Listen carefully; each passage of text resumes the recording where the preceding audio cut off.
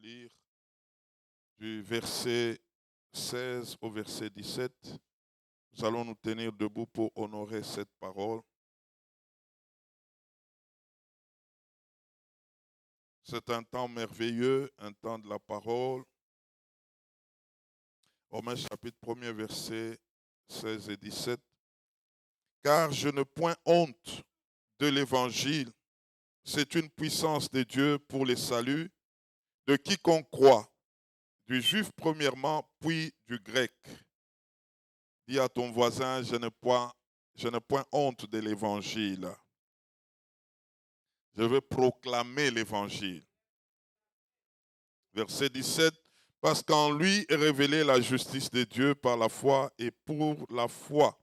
Selon qu'il est écrit, les justes vivra par la foi. Amen. Nous prenons Romains 5, le verset 19. Romains 5, le verset 19. La Bible déclare, car comme par la désobéissance d'un seul homme, beaucoup ont été rendus pécheurs, de même par l'obéissance d'un seul, beaucoup seront rendus justes. Amen. Et nous lisons Hébreux chapitre 5, versets 7 à 9. Hébreux 5, versets 7 à 9.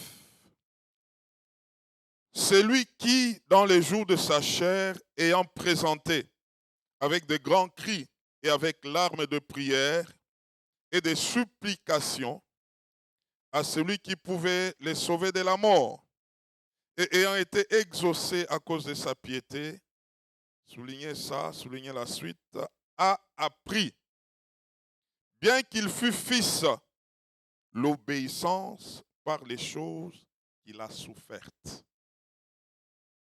Et qui, après avoir été élevé à la perfection, est devenu pour tous ceux qui lui obéissent l'auteur d'un salut éternel. Amen. Oh, que Dieu vous bénisse. Ce matin, nous voulons encore cheminer toujours dans notre sous-thème, la bonne nouvelle de la grâce. Et le dimanche passé, nous avions compris quelque chose que Dieu, par son amour, nous a fait grâce. Et cette grâce est un don. C'est tout un don de Dieu. Et donc, parce que c'est un don, la grâce, nous ne l'avons pas méritée. Ce n'est pas par nos performances que nous sommes ce que nous sommes en Christ. Mais c'est par la grâce de Dieu pour que personne ne puisse se glorifier. Et donc, Dieu désormais nous regarde, non pas par ce que nous avons accompli, mais par ce que Jésus a accompli. C'est pourquoi Dieu n'est plus en colère contre nous. La grâce nous fait découvrir un Dieu amour.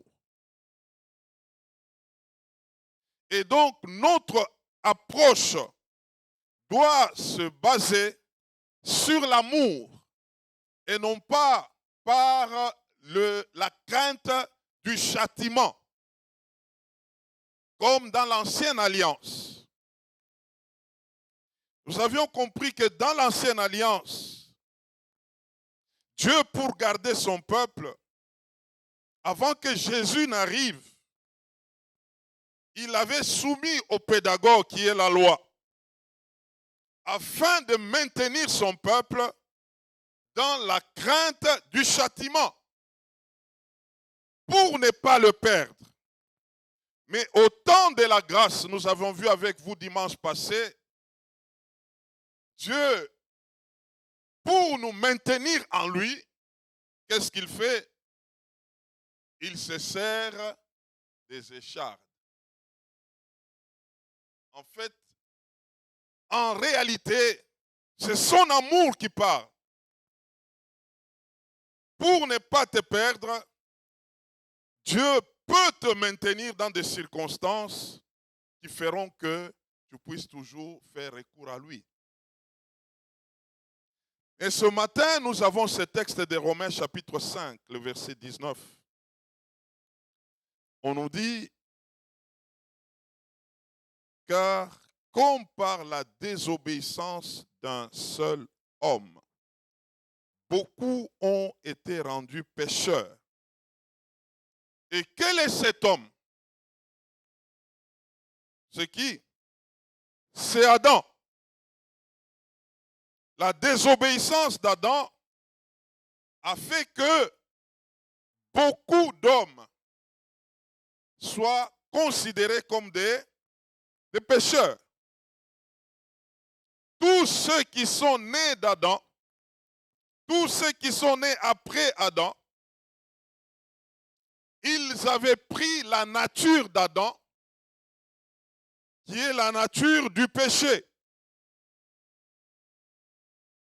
Et là, nous parlons d'Adam après la chute. Il est devenu la racine qui produit de vie de péché.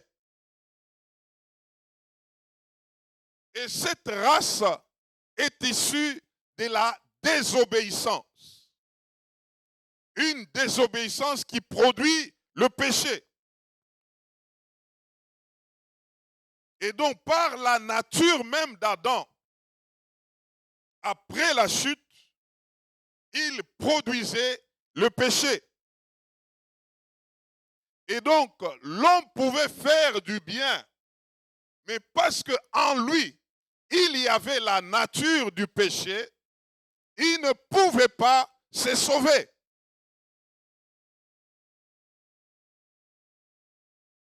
C'est pourquoi, mes frères, on peut rencontrer même des païens gentils, mais ce n'est pas leur gentillesse qui va les amener au salut.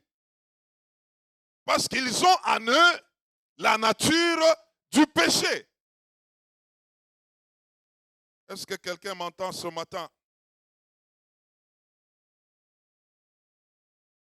En semaine ici, pendant qu'on était dans l'auto, on s'est arrêté sur le feu de signalisation. Je regarde à côté, il y avait un couple des vieux et au milieu d'eux, ils avaient un chien. Alors, ils étaient là en train de manger les pop-corn. Et ils faisaient manger aussi au chien. Donc, eux trois mangeaient les pop-corn. Mais ce n'est pas pour autant qu'ils mangeaient la même chose que les chiens étaient devenus hommes. Il est resté chien de par sa nature. Et donc,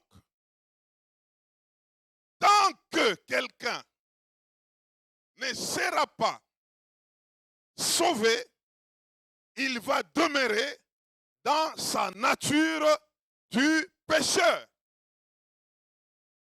Quel que soit ce qu'il pourra faire, que ce soit ses œuvres, mais le fait qu'il ne s'est pas inscrit en Jésus-Christ, il va demeurer pécheur.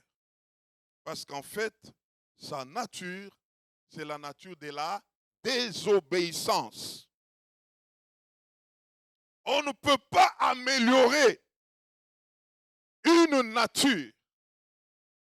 On demeure dans cette nature-là.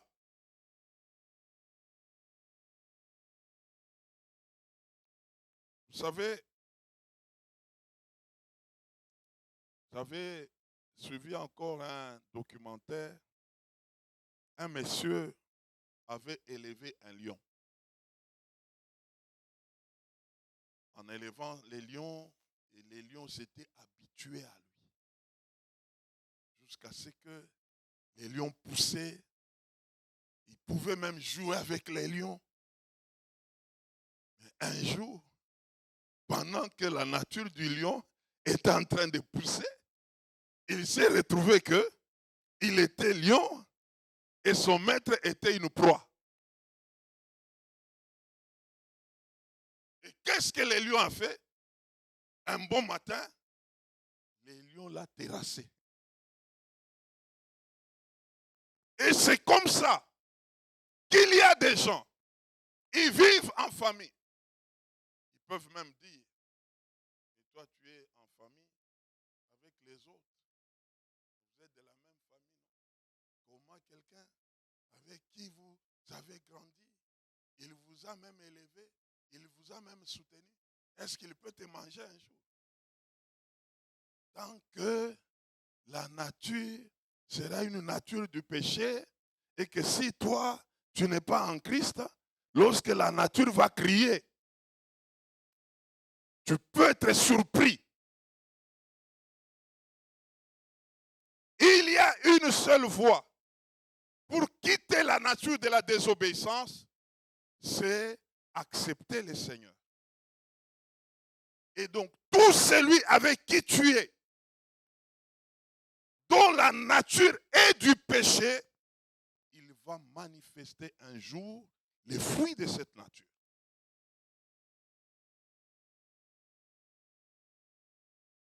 Et c'est comme ça que cette même parole de Romains 5, 19 se manifeste dans le contraire. C'est-à-dire, de même par l'obéissance d'un seul, beaucoup seront rendus justes.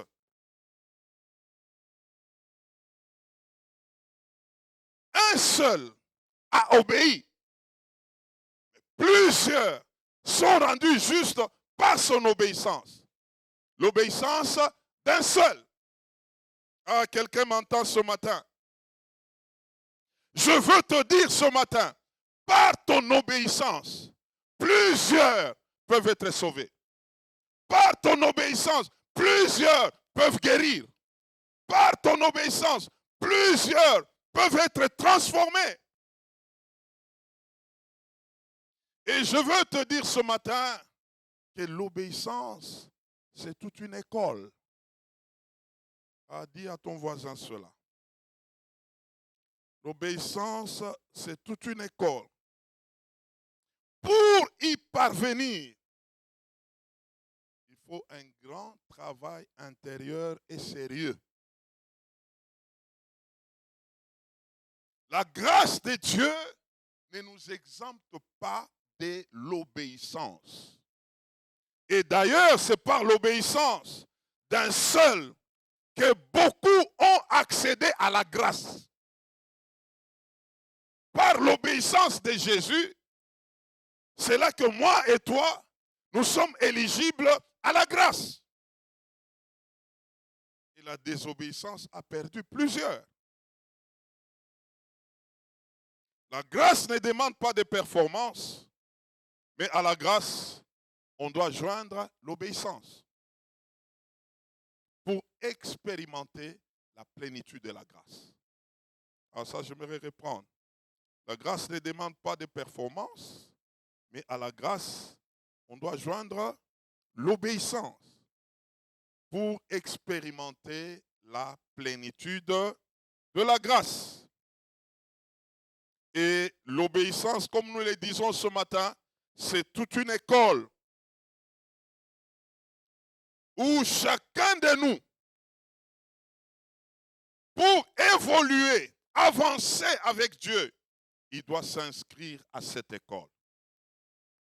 Alléluia. J'aimerais qu'on voie quelqu'un, c'est Abraham, et nous verrons après notre Seigneur. Nous sommes dans Hébreux chapitre 11, le verset 8. Hébreux chapitre 11, le verset 8. On nous dit, c'est par la foi qu'Abraham, lors de sa vocation, lors de son appel, obéit et partit pour un lieu qu'il devait recevoir en héritage. Écoutez la suite. Et qu'il partit sans savoir où il allait. Ah, ça c'est fort. Obéir à Dieu pour aller là où tu ne connais pas. Mais il a embarqué toute une famille. Pour aller où? Je ne connais pas l'endroit, mais allons d'abord. Mais montre-nous la direction. Je ne sais pas. Mais ce que je fais, c'est seulement obéir à la voix de Dieu. Il m'a dit, prenez vos bagages, partez. Et on comprendra que les choses n'ont pas coulé directement. Parce que même quand il fallait partir, il avait aussi embarqué l'autre qui n'était pas dans les programmes. Mais au moins, il a commencé par obéir. Mais dans cette obéissance, il devrait apprendre. Parce qu'il y avait de ceux-là qu'il ne fallait pas embarquer. Il y avait des choses qu'il ne fallait pas faire. Mais d'abord, il a obéi. Pendant qu'il est parti, toujours dans ces péripéties-là, il se retrouve ayant des promesses, oui. Mais à un moment, il obéit à sa femme pour prendre la garde. Il y a eu même une postérité qui est sortie de là. Mais en réalité, ce n'était pas selon Dieu. Il était sur le chemin de l'obéissance. Dans l'obéissance, il y a beaucoup de réalités. C'est pourquoi je dis c'est toute une école. Alors, Hébreux 11, là, 17 à 19, pendant qu'il avance, il avait déjà eu Isaac. Et c'est Dieu qui lui demande encore Isaac. Et il fallait obéir. Maintenant, cette fois-là, il était déjà mûr par rapport à la dimension de l'obéissance. Il dit quoi? Je dois l'offrir. Parce que c'est Dieu qui me le demande. Et maintenant, cette fois-là, lui-même commence à penser. C'est-à-dire, il aligne maintenant ses pensées sur les pensées de Dieu. Comme pour dire, dans l'affaire où il m'avait demandé de quitter, j'ai commis certaines erreurs, mais Dieu ne m'a pas abandonné, il m'a fait grâce. On avance avec lui, je crois que la promesse là avec Isaac, Isaac est venu, il commence à comprendre les choses. Mais maintenant Dieu lui demande Isaac, il commence à penser en disant, parce qu'il me le demande, même s'il mourait, il peut le ressusciter. Parce qu'il me demande, parce qu'il vient de lui, ce n'est pas grave, parce que c'est de lui que je l'ai reçu. Là, l'homme commence à grandir. Et là, son obéissance commence à devenir prompte. Parce que c'est lui qui me demande de faire, je dois le faire. Le reste, il va s'arranger. La fois passée, il m'avait demandé de quitter, de partir, ou vers les lieux que je ne connaissais pas, mais je me suis retrouvé au lieu où il fallait être. Et donc je comprends, même cette fois-ci, parce qu'il me demande, tout un enfant, de le mettre sur l'autel, même s'il mourait, il sait comment il fera. Et Dieu dit maintenant à Abraham, tu as compris que marcher avec moi, c'est m'obéir. À la grâce, nous devons joindre l'obéissance. Regardez, Abraham a fait beaucoup d'erreurs. Mais la grâce était là. Mais Abraham a appris l'obéissance. Et quand Dieu a vu que cela était fait, Dieu a parlé. La grâce était là. Mais Dieu a libéré quelque chose. J'aimerais qu'on lise. Écrivez Genèse 22, 17 à 18. Mais allons à Genèse 26, 4 à 5.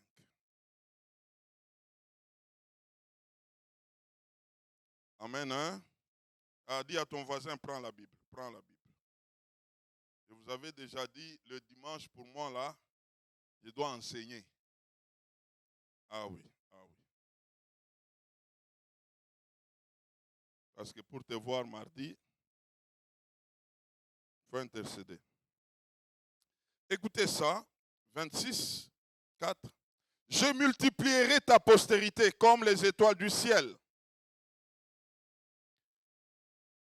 D'abord, si nous montons un peu à 3, la partie B, et je tiendrai les serments que j'ai fait à qui? À Abraham ton père. Dieu parle à Isaac. Je multiplierai ta postérité comme les étoiles du ciel. Je donnerai à ta postérité toutes ces contrées. Et toutes les nations de la terre seront bénies en ta postérité. Verset 5, écoutez ça. Pourquoi?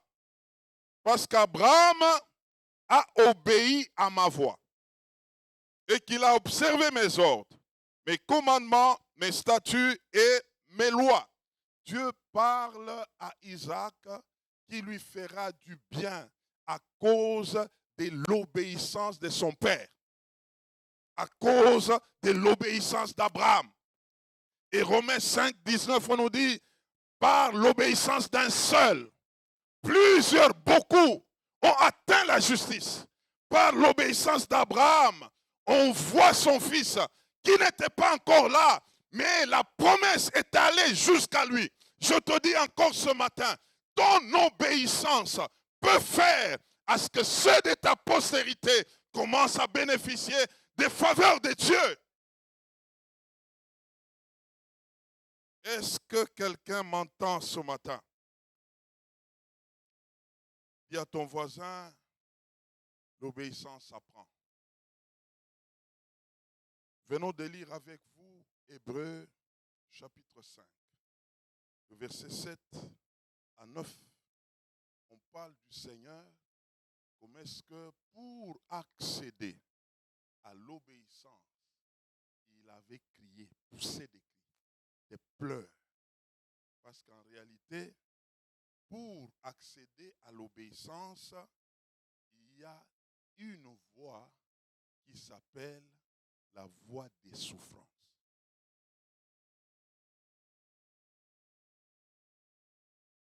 Est-ce que tu peux un peu balancer ta main comme ça? J'aimerais te voir, j'aimerais te voir, j'aimerais te voir. Dis à ton voisin, il y a une voie qui nous mène à l'obéissance, ça s'appelle la voie des souffrances.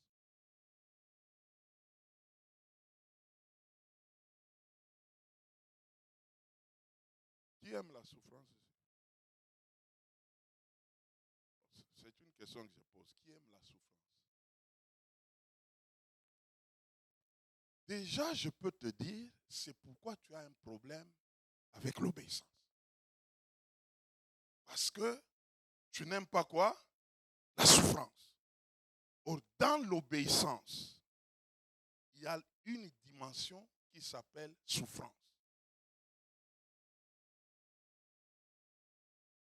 Avec Hébreux chapitre 5, on nous parle du Seigneur. Pour accéder à l'obéissance, il devrait apprendre. Apprendre par les souffrances. Et j'aimerais nous dire ce matin, pourquoi il y a des souffrances dans l'obéissance? Parce que d'abord, l'obéissance bouge nos zones de confort. Tu es tranquille quelque part. Tu es habitué à un style de vie. Tu sais comment tu fais tous les jours. Tu maîtrises tes affaires. Mais quelqu'un vient pour te dire, je veux marcher avec toi. T'amener sur un chemin. Mais le chemin, tu ne connais pas. Comment ça va se passer? Ça bouge déjà le confort en toi. Premier réflexe, il y a la peur. Comment ça va se passer?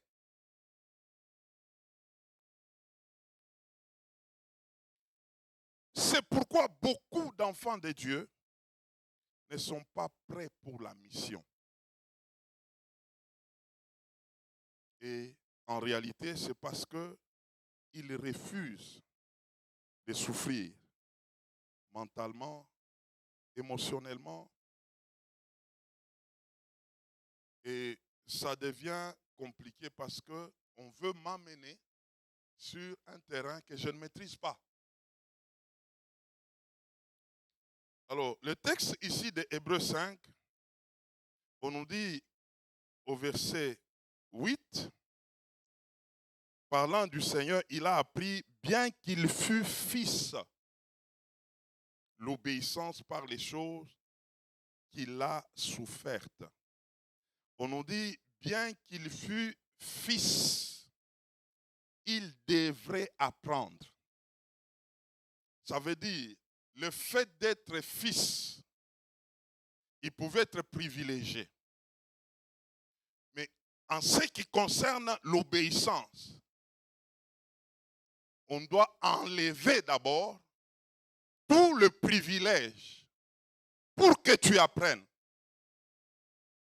Et je peux dire ce matin, s'agissant de toi, quand bien même tu peux être patron, quand bien même tu peux être influent, mais quand il s'agit de l'obéissance, il faut enlever tous ces titres-là.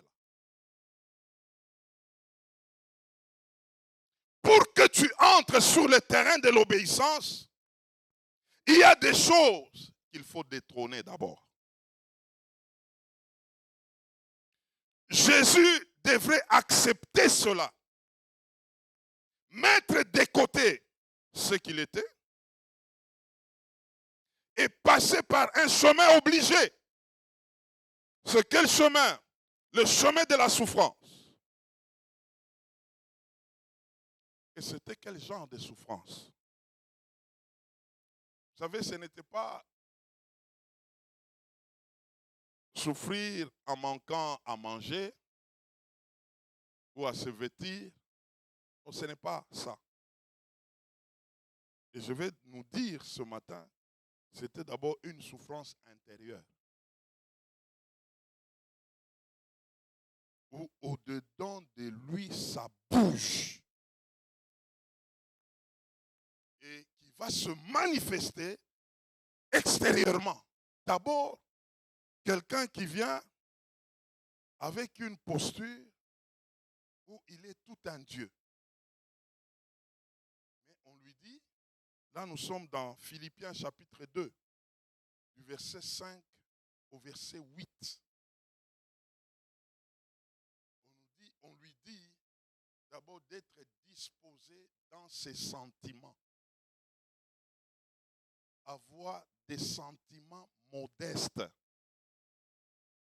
De ne pas se regarder comme étant haut. Quand bien même il était haut. Mais qu'il se regarde intérieurement comme un monsieur simple. Un serviteur. Qu'il se présente comme un simple homme. Quand bien même il n'était pas un simple homme. Ça, c'est la souffrance. Tu dois accepter de ne pas te présenter dans ce que tu es réellement. Mais ce n'est pas que cet atout t'a quitté, mais il est toujours là. Mais ne l'utilise pas. Ah, c'est pas évident.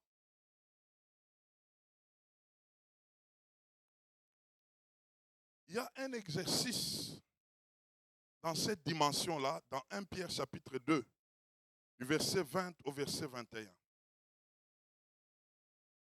Donc, être prêt à faire du bien en supportant le mal autour de toi. Ça fait souffrir. 1 Pierre 2, 20 à 21. Être prêt à faire du bien en supportant le mal autour de toi, la méchanceté autour de toi. Vous savez, cette façon d'approcher la vie de cette manière-là a changé beaucoup de gens aujourd'hui. Et là, je parle des enfants de Dieu. Il y a eu de ceux-là qui ont fait du bien aux autres, mais ils n'ont pas reçu en retour le bien, ça froissait leur cœur. Même quand ils servent le Seigneur aujourd'hui, dans leur cœur, ils ont déjà changé des choses. Pour dire, autrefois, je faisais ceci ou cela, mais je n'ai pas reçu en retour. Bon, maintenant là, je sers, mais pas pour faire ce que je faisais toujours. Parce que quelqu'un m'avait mal parlé, quelqu'un m'avait froissé. Et donc, oui, je suis là, mais parce que j'ai été blessé, je change ma manière de faire. Mais Jésus, cela, ça lui était égal.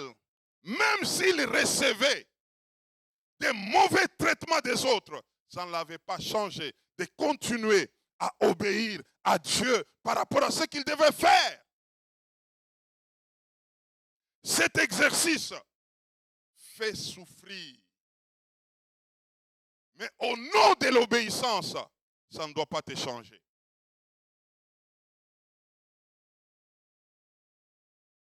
Vous allez voir des gens, lorsqu'il va te parler de l'église, de ce qu'il a rencontré, il dit, nous là, on était engagés, on faisait des choses. Mais voilà ce qu'on nous a fait. Voilà ce que nous avions rencontré. Et maintenant là, je peux être seulement là, il n'y a pas de problème. Mais pour ne pas faire vraiment ce que je faisais autrefois, je peux seulement être là. C'est pourquoi quelqu'un peut dire, je peux seulement venir un dimanche. Je ne veux pas encore avoir des problèmes. Parce que j'en avais eu autant. Mais cette fois-ci, je dois me préserver. Et même approcher des gens, je dois le faire avec beaucoup de pincettes. Parce que je connais les gens. Jésus connaissait tout le monde, mais il était obéissant à son Père.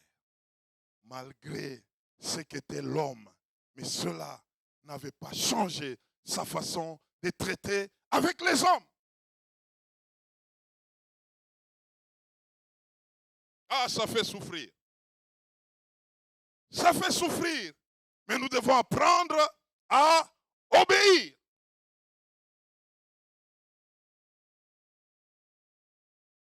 Philippiens 2, le verset 6. Jésus-Christ a appris à renoncer à sa position de Dieu.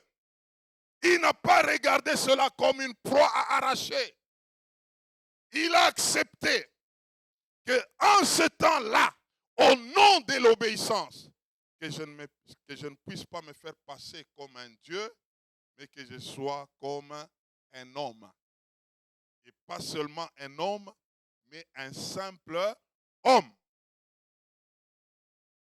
Au nom de l'obéissance.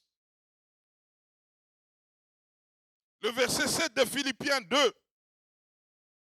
Il s'est dépouillé volontairement. Lui qui était Dieu, mais pour obéir, il devait mettre sa divinité de côté, quand bien même elle était toujours là, et se faire passer pour un simple homme.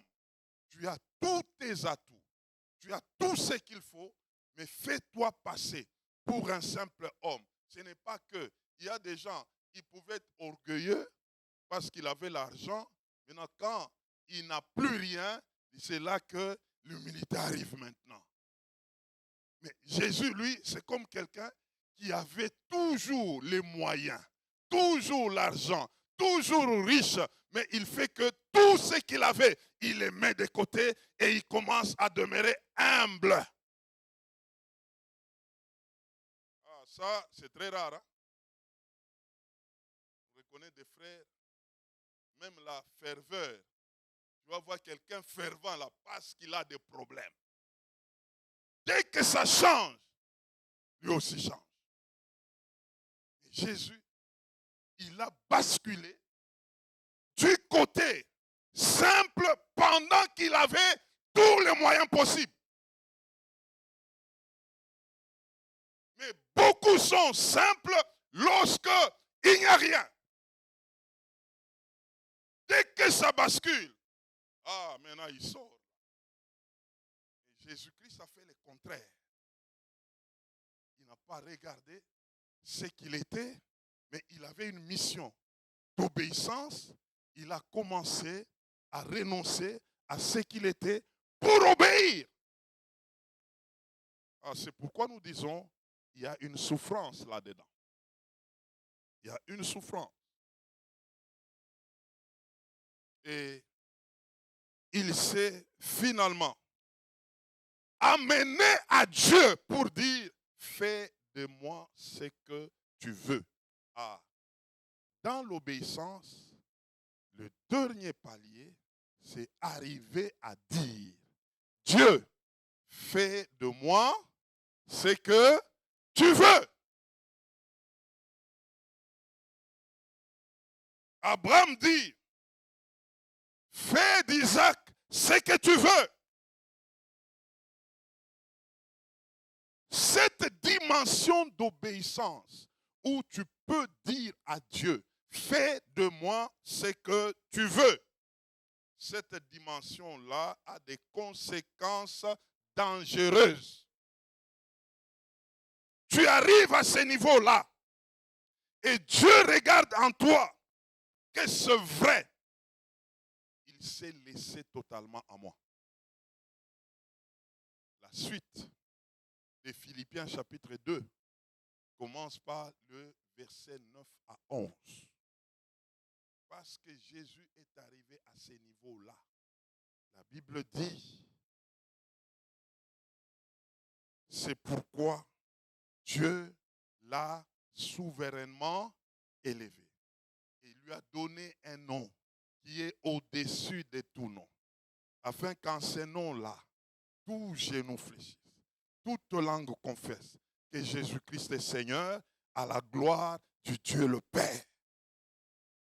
Pour que cette parole se prononce, il fallait passer par l'école de l'obéissance. Aujourd'hui, nous parlons au nom de Jésus-Christ. Aujourd'hui, nous abordons la vie chrétienne au nom de Jésus-Christ.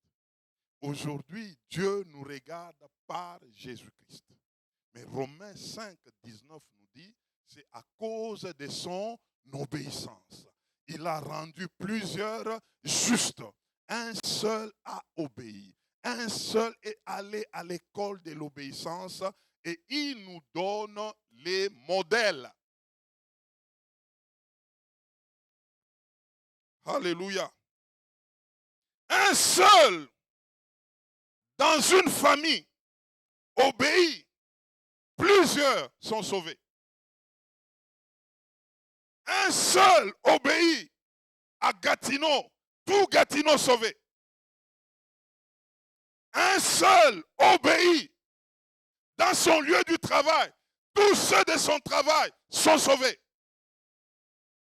Est-ce que tu réponds à ça? Le problème, je ne veux pas souffrir. Si je dois obéir dans mon lieu du travail, je risquerai de devenir la risée de tous. Or, l'appel est déjà lancé. Un seul peut obéir et tout l'environnement peut être sauvé. Mais la personne se dit, je ne suis pas prêt à souffrir. C'est ça le problème. C'est ça le problème que nous avons aujourd'hui. La grâce est déjà là. La grâce s'en mérite. Mais à la grâce, on nous attend par l'obéissance. Ce qu'il te faut, c'est seulement obéir. La grâce, elle est là. La bonne nouvelle de la grâce est là. Mais elle attend que quelqu'un obéisse. Et pour obéir, il y a des choses qui sont là-dedans, entre autres quoi? La souffrance. Ça fait que aujourd'hui, étant enfant de Dieu, on ne veut pas obéir parce qu'on ne veut pas souffrir. C'est pourquoi nous sommes là. Alors, ce matin, j'aimerais souligner quelques domaines dans lesquels où Dieu attend notre obéissance. Amen. Hein? Je vais en citer 4 et puis nous allons prier. Dieu attend notre obéissance dans l'appel à la conversion authentique. L'appel à la conversion demande juste l'obéissance. D'une part, pour ceux qui doivent recevoir ce message, de l'autre part, pour ceux qui doivent communiquer ce message. Ça demande quoi? L'obéissance. Combien de personnes ont raté ces rendez-vous où il fallait seulement obéir à Dieu et quelqu'un pouvait être sauvé? Mais par peur de souffrir, on est en train de laisser passer les occasions de Dieu parce que la grâce est là. Et sache que ce n'est pas toi qui ferais beaucoup dans ce que tu vas travailler. C'est Dieu lui-même parce que la grâce est là. Tout ce qu'il te demande, c'est de répondre par l'obéissance. Mais on rate des occasions comme ça. On ne sait pas parler. Si je parle, qu'est-ce qu'ils diront? Si je parle, n'est-ce pas, il y a des dangers. Si je parle, n'est-ce pas, je dois avoir des problèmes. Par peur de souffrir, on va me traiter mal. Mais Dieu te dit, obéis. Parce que la grâce est là. Qui peut amener quelqu'un au salut sinon le Saint-Esprit? Mais quant à toi, ce qu'il attend de toi, c'est quoi? L'obéissance. Juste obéir et dire à quelqu'un, Romains chapitre 5, verset 8, mon frère, ma soeur, tu vois tel que tu es là, tu es tenté de souffrir pour rien. Tes péchés là, il y a quelqu'un qui les avait déjà pris. Il y a déjà quelqu'un qui t'avait déjà justifié. Il y a quelqu'un qui t'a déjà donné la vie éternelle. Il y a quelqu'un qui s'est déjà chargé. Mais juste dire ça, personne n'ouvre sa bouche. Pourquoi? Peur de souffrir. On va me traiter, je ne sais pas de comment. D'ailleurs, on nous a dit, ici au travail, on ne peut pas parler de ça. D'ailleurs, on va me taxer de quelqu'un qui a déjà des problèmes. Et c'est là que Paul dit, je n'ai point honte de l'évangile. Je dois répondre, je dois obéir. Tout ce que Dieu te demande, c'est d'obéir parce que la grâce est là. La grande partie que tu dois faire, en fait, est déjà faite. C'est Dieu lui-même qui va se charger de toucher les cœurs. Mais il veut passer par toi. Et quant à toi, ce qu'il te demande, c'est quoi? Obéir. Je n'ai point honte de l'évangile. Il y a de ceux qui ont honte. Et en plus de cela, ils ne veulent pas souffrir. Les gens vont parler. Les gens vont me taxer. Et donc, je ne le fais pas. Je vais nous dire quelque chose ce matin. Lorsqu'on est sauvé, d'une manière authentique, un des signes qui l'atteste, c'est le shalom de Dieu. La paix de Dieu. Vous savez, le shalom, en fait, renferme beaucoup de choses. C'est un nouveau départ, une nouvelle espérance. Tu crois à un lendemain meilleur. Tu te dis, tel que je suis sauvé, devant moi, les choses meilleures sont mon partage. Devant moi, c'est une nouveauté de vie. En fait, c'est quelqu'un qui commence déjà à vivre un futur meilleur. Et c'est à cela, il sera toujours dans la joie de voir aussi d'autres être sauvés.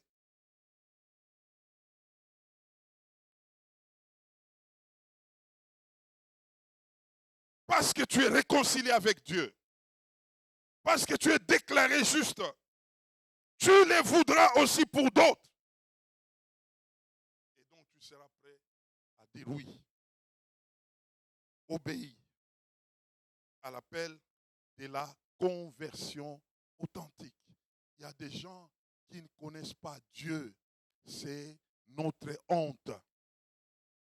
C'est parce que toi, tu n'as pas obéi. Même si le Saint-Esprit te souffle quelque chose, directement tu dis ça, ce sont mes pensées. Pas prêt à obéir à cela, et l'occasion passe. Combien d'occasions nous avons ratées comme ça? Juste dire oui, j'obéis et tu verras des choses. Deuxièmement, Dieu nous attend à l'obéissance dans l'appel au service. Ah, ça, j'aimerais qu'on lise. L'appel au service. 2 Corinthiens, chapitre 8, 1 à 5. Je veux m'attarder sur ça ce matin. 2 Corinthiens combien? Versets 1 à 5. Écoutons ça. Nous vous faisons connaître, frères, la grâce de Dieu qui s'est manifestée dans les églises de la Macédoine, au milieu de beaucoup de tribulations qui les ont éprouvées, leur joie débordante et leur pauvreté profonde ont produit avec abondance de riches libéralités de leur part. Ils ont, je l'atteste, donné volontairement selon leurs moyens et même au-delà de leurs moyens. Verset 4. Nous demandons avec de grandes instances la grâce de prendre part à l'assistance destinée aux saints. Maintenant, écoutez le mot-clé ici. Verset 5. Et non seulement ils ont contribué comme nous l'espérions, mais ils se sont d'abord donnés eux-mêmes au Seigneur. Oh, si je pouvais même m'arrêter là. Puis à nous, par la volonté de Dieu. Dieu nous sauve par grâce. Tu comprends la grâce de Dieu. Tu as basculé, non pas servir Dieu par crainte des châtiments, mais tu as compris que je dois maintenant servir Dieu par amour. Parce que tu as compris par le Saint-Esprit, on a vu ça dimanche passé, que le Saint-Esprit, ou l'autre dimanche il y a 2 semaines, le Saint-Esprit, une des missions prioritaires, c'est de nous amener à découvrir l'amour de Dieu pour nous. Quelqu'un qui découvre l'amour de Dieu, il a compris que Dieu l'aime. Et le salut, c'est par amour. La personne va se préparer maintenant à faire quoi? À commencer à vouloir le servir aussi par amour et non pas par crainte de châtiment. Et servir Dieu par amour, c'est se donner à Dieu. Parce que Dieu s'est donné, celui qui a compris par la grâce de Dieu que Dieu s'est donné, lui aussi pour servir Dieu, il va commencer d'abord par se donner à Dieu. Afin que lui-même d'abord soit un don pour Dieu. Parce que Dieu, il t'a fait un don. Et c'est le don de la grâce. Et c'est par amour qu'il a fait. Et toi aussi, de ton tour, tu commences à comprendre que je dois me donner à Dieu. Et c'est donner à Dieu, c'est donner le meilleur de soi-même. Ou quelqu'un se met au service de Dieu en commençant par l'Église de Dieu. Vous savez, aujourd'hui, parce qu'on ne se donne pas à Dieu, on se retrouve, on ne fait rien dans l'Église. C'est que c'est juste le fait qu'on se dit qu'on est sauvé et on vient juste comme un spectateur. Et le spectateur en question a autant d'attentes de la part de ces dieux. S'il est là, il attend de Dieu. Mais lui-même ne s'est jamais donné à Dieu. Pourquoi? Parce que d'abord, tu n'as pas compris que Dieu s'est donné pour toi. Si tu pouvais comprendre cela, il pouvait y avoir cette réciprocité. Que tel que je suis là, je suis un don pour Dieu. Qu'est-ce que je peux faire dans la maison de Dieu? En tant que don de Dieu, je veux nous dire ce matin, tel que tu es là, Dieu a investi beaucoup de choses en toi. Et c'est pourquoi il t'a confié à l'Église. Pour que, avec ce qu'il a mis en toi, que tu puisses le mettre au service de l'Église, au service de Dieu. Parce qu'en te sauvant, il avait déjà placé d'avance des bonnes choses pour que toi tu te mettes à les pratiquer.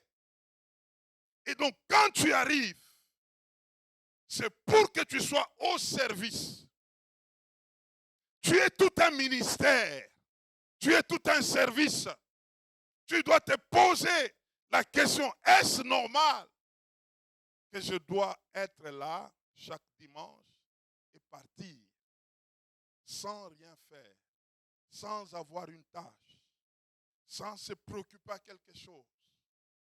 En réalité, on ne s'est pas encore donné à Dieu. Et parce qu'on ne s'est pas encore donné à Dieu, il nous sera difficile de faire quelque chose dans la maison de Dieu. Tout doit partir du fait que toi-même, tu commences par te donner.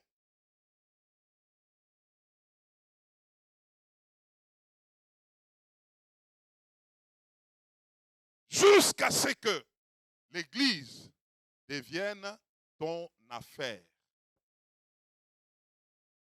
Alléluia. Demande pas à ton voisin comment tu te vois dans la maison de Dieu. Est-ce que c'est chez toi ou tu viens en visite?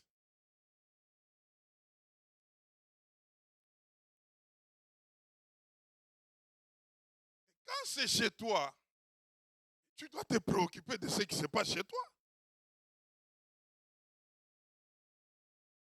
Comment tu fais chez toi?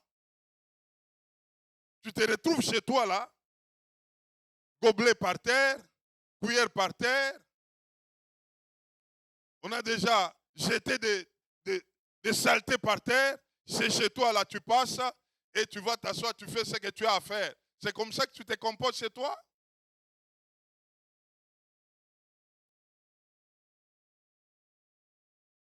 Alléluia. Tu es chez toi. Tu ne te préoccupes pas de ce qui se passe chez toi. Tout ce que toi tu fais, tu manges, tu dors. Et même les histoires dans lesquelles tu as mangé, tu jettes ça. Tu accumules, tu accumules, tu accumules. C'est comme ça chez toi. Quand tu dois t'habiller, Tu t'habilles, les habits deviennent sales, tu les jettes. Ce n'est pas ton affaire. Qui viendra laver pour toi? Qui viendra mettre de l'ordre pour toi? Se mettre au service, c'est d'abord commencer par se donner soi-même. Et comprendre que cette affaire me concerne. On nous dit, ces gens de Macédoine, ils passaient des moments très difficiles. Mais cela ne les avait pas exemptés de dire qu'ils devraient se donner à l'œuvre de Dieu. Mais notre cas aujourd'hui, s'il y a déjà un petit problème, on lâche. D'ailleurs, on comprendra que j'ai un problème. Et je n'ai jamais compris. Il y a des gens, il a un problème qui nécessite la solution de Dieu, mais il reste chez lui. Il dit que c'est à cause des problèmes que j'ai et vous ne me voyez pas. Quand je vais régler ça, je viendrai. On a renversé les choses. Or, Dieu te veut tel que tu es, parce qu'il sait que si vous faites un bon partenariat avec lui, il y a des choses qui sont en train de changer dans vos vies.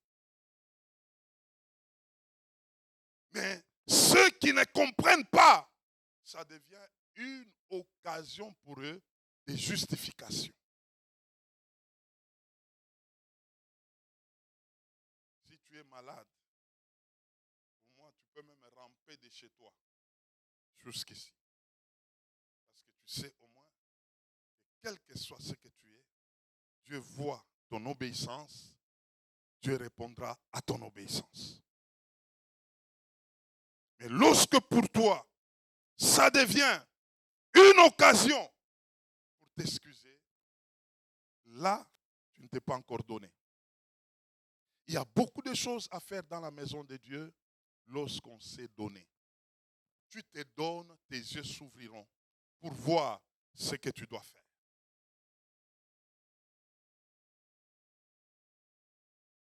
Troisièmement, Dieu nous attend dans l'appel au partenariat avec lui. Toujours dans ce même texte de 2 Corinthiens 8. Au verset 3 et 4, on nous dit que ces Macédoniens, ils ont donné au-delà de ce qu'ils avaient. D'abord, ils étaient dans une pauvreté profonde. Mais ce n'est pas cet état qui a fait que ces gens-là ne puissent pas donner. Et moi, je me suis posé une question par rapport à ce texte. Des gens dont on décrit comme étant dans une pauvreté profonde, qu'est-ce qu'ils vont donner?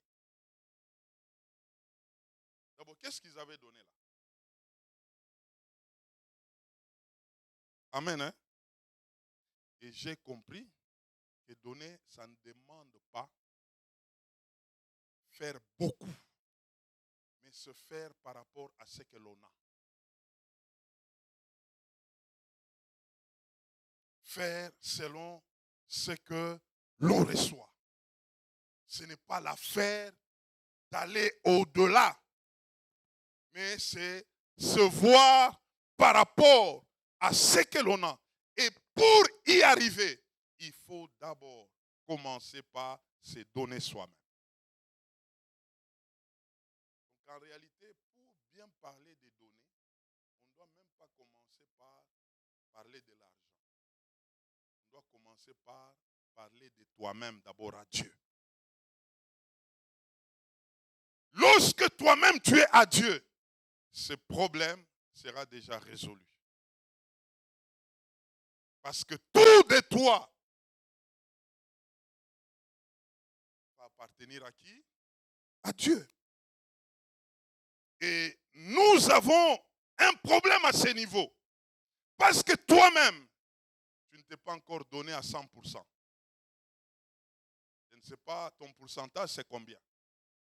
Si tu t'es déjà donné à 30%, à 50%, ce que tu donneras sera moins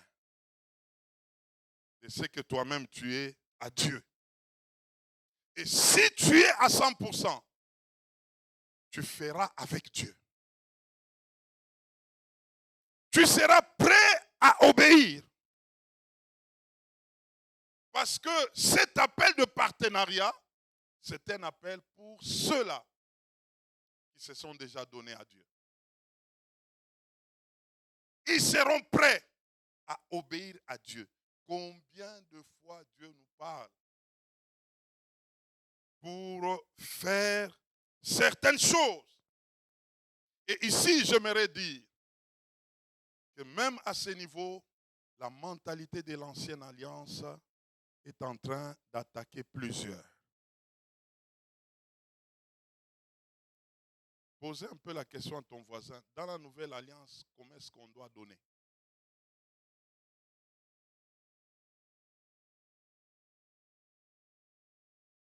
On va donner la dîme de combien?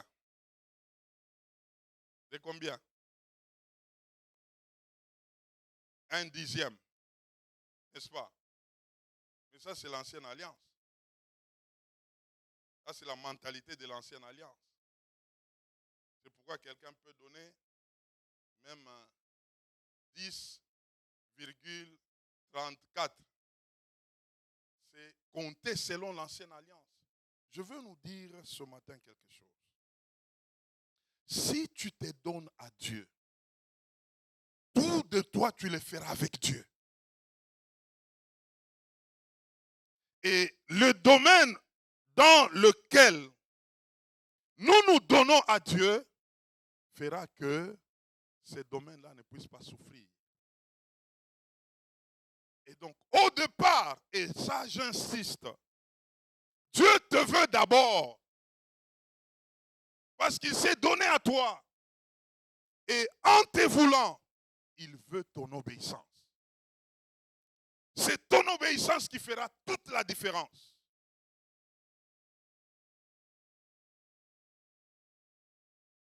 La nouvelle alliance nous amène à donner par amour et non pas par contrainte.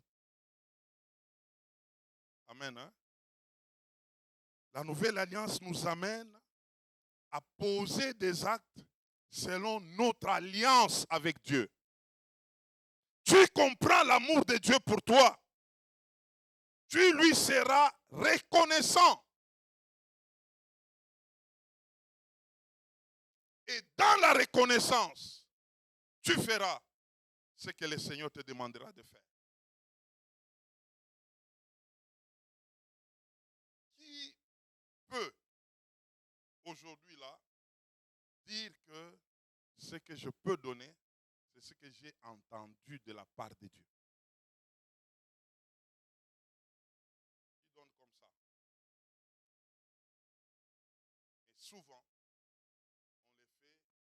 fait selon l'entendement de l'ancienne alliance. Et il y a même d'autres. Et moi, je suis pour. Il y a de ceux qui disent, en réalité, dans la nouvelle alliance, il n'y a plus l'affaire des dîmes. Oui, il n'y a plus l'affaire des dîmes, mais il y a plus que la dîme. Pour arriver à plus que la dîme, il faut d'abord commencer par la dîme. Quelqu'un m'entend? Paul et Barnabas. Barnabas, c'était un don de Dieu pour l'Église. Cet homme, quand il fallait donner, il n'avait pas donné la dîme. Il a commencé d'abord par se donner lui-même et il pouvait donner tout ce qu'il avait. Il y avait un couple. Eux n'ont pas donné la dîme, mais ils ont donné le 1/50. Donc la moitié. Ils sont morts parce qu'ils ont mal donné.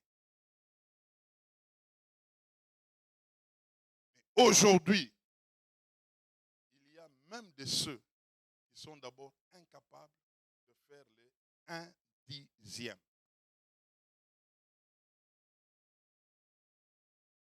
Donc même selon la loi, tu n'es pas là. On va du côté de la grâce, délestage. Comment tu feras? Le vrai problème, c'est d'abord toi-même. Tu dois te donner à Dieu. Et lorsque tu te donneras à Dieu, ce problème-là sera réglé. Est-ce que quelqu'un me comprend? Et après, il y a l'appel de Dieu dans la mission. Ça, c'est le 4e.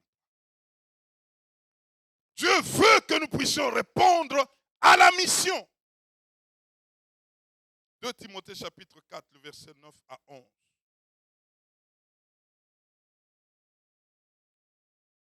Paul est en train de parler à Timothée. Il lui demande de venir le rejoindre.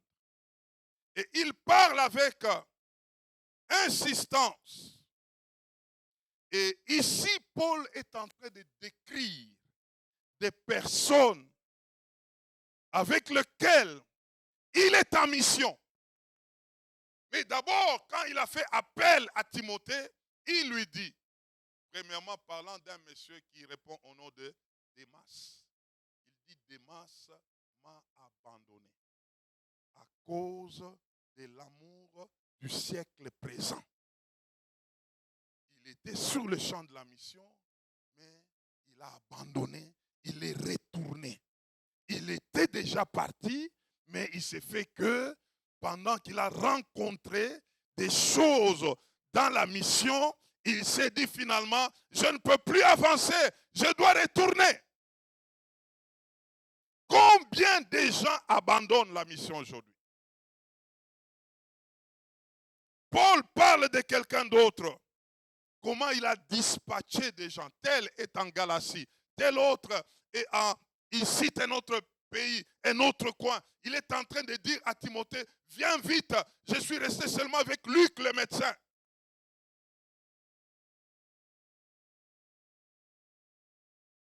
Aujourd'hui, combien de gens ont l'entendement missionnaire? Amen. Hein? La semaine passée, j'ai parlé avec un ami, pasteur, il habite l'Australie, il est au Pakistan, en mission. Et il me parle, il me dit, mon frère, je suis ici, Dieu a ouvert une grande porte pour l'évangile. À mon retour en Australie, je vais m'arranger, il faut qu'on s'arrange pour que nous puissions planifier un autre voyage missionnaire avec vous. J'ai dit au Pakistan, je suis prêt à ça. Mon frère, ma soeur, ne quitte pas la terre gratuitement.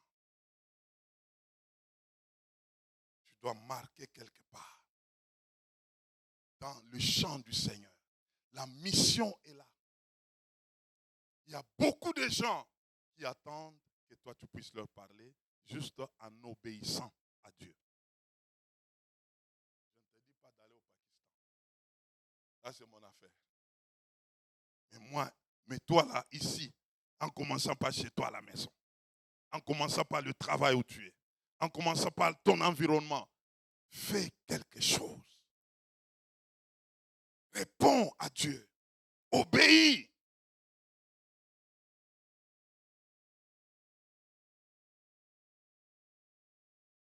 On en parle moins, la mission. L'église, on se connecte, on va pour écouter la parole, et puis on rentre, on fait ses affaires, on est déjà sauvé, c'est fini, c'est fini. Mais est-ce que nous avons l'entendement missionnaire pour dire, Seigneur, sauve par moi. Seigneur, atteins des gens par moi. Et quand nous parlons aujourd'hui de Saint Jérôme, c'est la mission. Il y a encore d'autres endroits. Chez toi à la maison, c'est la mission. Tes voisins, c'est la mission.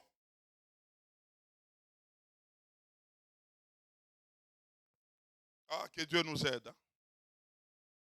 Quand j'ai vu l'équipe que Paul est en train de décrire là, tel je l'ai envoyé à tel endroit, tel à tel endroit, tel à tel endroit, je me suis posé une question.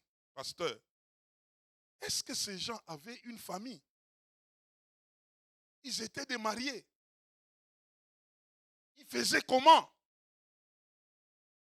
Pour aller comme ça, comme Paul disait, j'ai envoyé tel à tel, de tel côté, tel autre à tel côté, tel autre. Ces gens-là vivaient comment? C'est la même Bible que nous avons aujourd'hui. Mais nous avons des enfants de Dieu aujourd'hui qui sont dans les conforts. Ils ne savent rien de la mission. Ne fût-ce que parler à quelqu'un. Ils ne sont pas en ça. Allez à l'église, rentrez. Allez, rentrez. C'est fini. En train d'attendre que Dieu fasse. Et ils ont rencontré aussi des gens qui leur disent toujours que Dieu fera. Venez toujours, venez toujours. Allez, rentrez. Dieu fera, Dieu fera. Qu'est-ce que vous faites? Avez-vous un entendement missionnaire? Est-ce qu'on se pose une question sur telle personne que je fasse une mission? Je suis en train de terminer. J'avais vu un jour sur les réseaux, je vois, il y avait une rencontre quelque part. Un pasteur. Puis je vois une Jeep arriver là. Puis ça s'arrête. C'est un jeune homme qui descend. En tout cas, il n'a pas 30 ans. C'est moins de 30 ans. Et il descend là, il était derrière.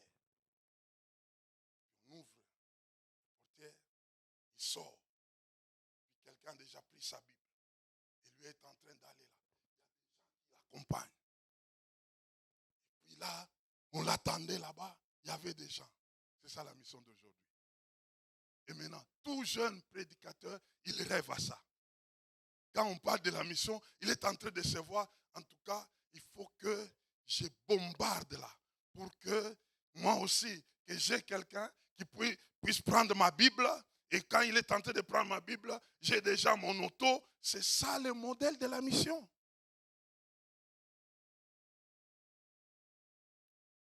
C'est pourquoi on n'est pas prêt. Et il y a des gens qui ont mal communiqué la mission. Ce n'est pas du confort. C'est aller au front. Aller sur les places publiques. Aller au marché. Aller à des endroits de deuil. C'est de là où nous avons appris à prêcher. Moi, je n'ai pas appris à prêcher à l'église. J'ai quitté mon église sans même faire un communiqué à l'église. J'étais dans les bancs, mes serviteurs. On termine l'église. Après l'église, nous avons des programmes missionnaires dans des quartiers, dans des coins, dans des marchés. C'est comme ça qu'on pouvait évangéliser. Ce n'est pas du haut de la chair. On avait cet esprit missionnaire. On veut parler à quelqu'un. On veut atteindre quelqu'un. Et je nous dis ce matin, Jésus-Christ n'a pas changé. Il est le même hier, aujourd'hui, éternellement. Et il nous attend à la mission, une mission authentique. Mon frère, ma soeur, prends ces choses à cœur. Il y a l'appel de la conversion. Il y a l'appel du service. Il y a l'appel au partenariat. Il y a l'appel à la mission. Tu es dans quel niveau d'appel? Où tu obéis? On peut dire que tu es en train de faire quelque chose parmi ce point ici.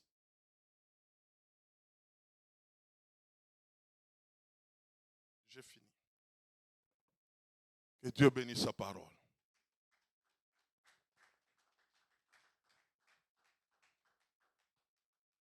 Ce matin, le Saint-Esprit nous interpelle. Tout ce que les apôtres attendaient, c'était la venue du Saint-Esprit. Pourquoi? Pour qu'ils entrent en mission. Aujourd'hui, je suis choqué quand même. On commence même à souhaiter des gens joyeuse fête de Pentecôte. Frère, ça veut dire quoi? Quelqu'un peut m'aider? tu me souhaites joyeuse fête de Pentecôte. Ça veut dire quoi? Aidez-moi, oh. Je ne comprends pas. Joyeuse fête de Pentecôte. Ça veut dire quoi? Père, je ne comprends pas.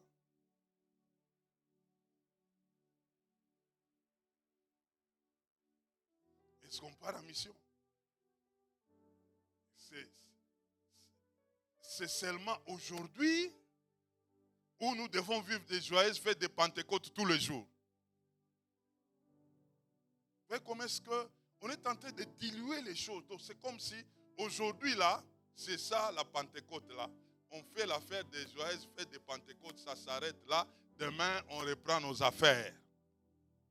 Pas de mission, pas d'impact. Or, la Pentecôte, quand elle est venue, les vies ont changé. Les gens ont accédé à des nouveaux styles de vie. Des vies remplies du Saint-Esprit. Et ont commencé à parler des gens qui sont en train de bouleverser la terre à cause de la Pentecôte. Nous voulons nous lever. Nous voulons faire une prière. Ce matin, comprenons quelque chose. La grâce est là. Mais à la grâce, il nous faut l'obéissance.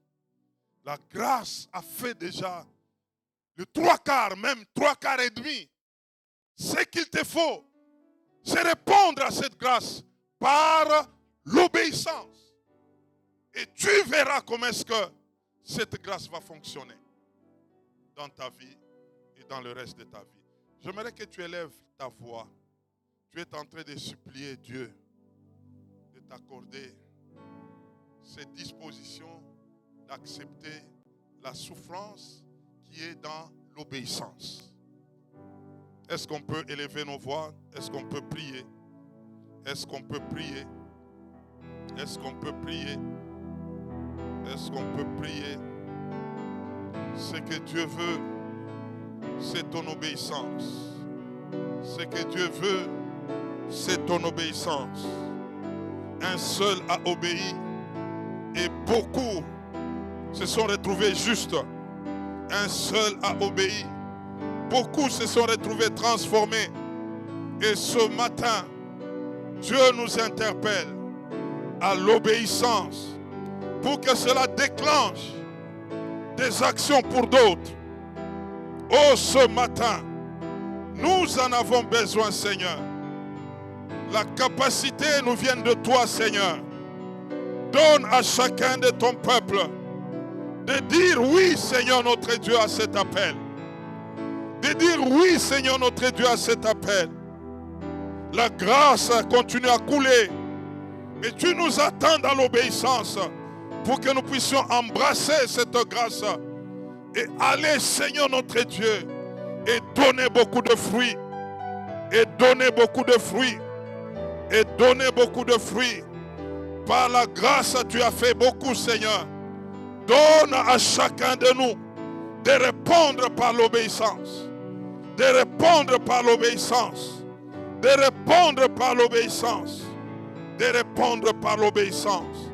De répondre par l'obéissance. Merci, Seigneur. Merci, Seigneur. Merci, Seigneur. J'aimerais qu'on fasse une prière d'autorité ce matin. Tu vas chasser la honte. Tu vas chasser la peur de souffrance. Et ce matin, c'est comme un guerrier qui est en train de dire, plus de honte à moi, plus de crainte de souffrance. Je veux m'élever parce que la grâce est là. Je réponds avec l'obéissance. Mais lève-toi d'abord en brisant la honte, en brisant la peur de souffrir, le mépris des gens. Déclare cela, commence à proclamer cela, commence à détruire cela, commence à refuser cela. Tu es en train de dire ce matin que tu ne vas pas céder à la honte, céder à la peur, céder. Tu ne vas pas céder à la honte, tu ne vas pas céder à la peur, tu ne vas pas céder, tu ne vas pas céder, tu ne vas pas céder. Ce matin, tu es en train de dire que je dis oui à cet appel. Tu ne vas pas céder à la honte, tu ne vas pas céder à la peur, à toute forme de peur, toute forme de honte. Tombe aujourd'hui, comme l'apôtre Paul le dit, je n'ai point honte de l'évangile. Je déclare cela, que CMCR n'a point honte de l'évangile, n'a point honte de l'évangile, n'a point honte de l'évangile, au nom de Jésus-Christ. Nous avons vu ce matin 4 domaines dans lesquels Dieu attend notre obéissance. Il y a la dimension de l'appel à la conversion authentique. J'aimerais ce matin lancer cet appel. Et pour ceux qui disent, je veux parler de la part de Dieu pour que quelqu'un se tourne à Christ.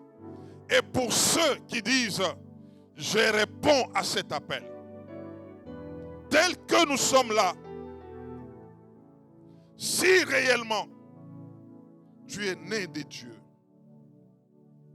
tu es né de nouveau, on verra aussi par toi d'autres naître de nouveau. Si jusqu'à présent tu n'as pas encore dit oui, répondre, obéir à cet appel, que Jésus, je te confesse comme mon Seigneur et mon Sauveur, tu vas lever ta main de là où tu es. Tu vas dire, Seigneur, aujourd'hui, je me donne à toi. Que tu sois mon Seigneur, que tu sois mon Sauveur. C'est le premier appel que nous avons ce matin. Il y a un deuxième appel ce matin, c'est l'appel au service. C'est vrai, tu es là, mais tu n'as pas une particularité dans l'église en termes de service. Tu vas lever ta main ce matin et tu vas dire, je ne serai plus spectateur, je me donne à Dieu. Troisième appel ce matin, c'est l'appel du partenariat. Où quelqu'un dit, tout de moi à Christ, je m'engage à faire tel acte d'une manière claire et je le ferai toujours. Tu vas te présenter devant le Seigneur. Et quatrième appel, c'est l'appel de la mission. Tu dis, je ne manquerai pas. Je dois obéir à mon Dieu par rapport à la mission. Parce que tant sur la terre, je suis en mission pour Dieu. Désormais, ma vie va commencer à se faire par rapport à la mission. Je veux ce matin, chacun, selon ces 4 points que nous venons d'énumérer, qu'il prenne une décision d'obéir. Si c'est tous les 4, prends-le. Si c'est le 3, où tu as déjà un autre point, fais-le. Et je veux ce matin que quelqu'un dise, je ne partirai pas de ces lieux sans prendre une telle décision. Élève ta voix. Tu es en train de prier. Prie, prie, prie, prie, prie, prie.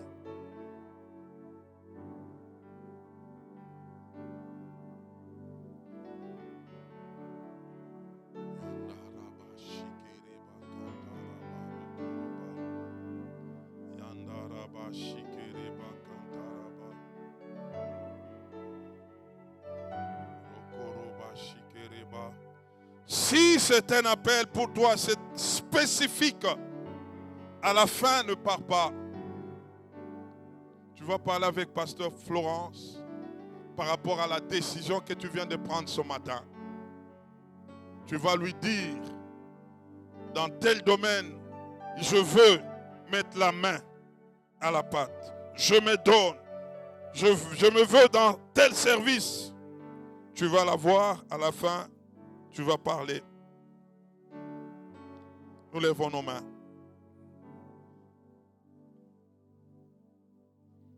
Dites après moi, Seigneur Jésus, ce matin, j'ai compris. Tu m'as fait grâce pour que je sois appelé ton enfant. Et c'est par ta grâce que je suis sauvé. Ce n'est pas par mes efforts, ce n'est pas par mes mérites, ce n'est pas par mes performances, mais c'est par la grâce. Et je ne peux pas me prévaloir. Mais aujourd'hui, j'ai compris que la grâce est là. Ma part, c'est l'obéissance. Seigneur Jésus, aide-moi par le Saint-Esprit à obéir à cet appel.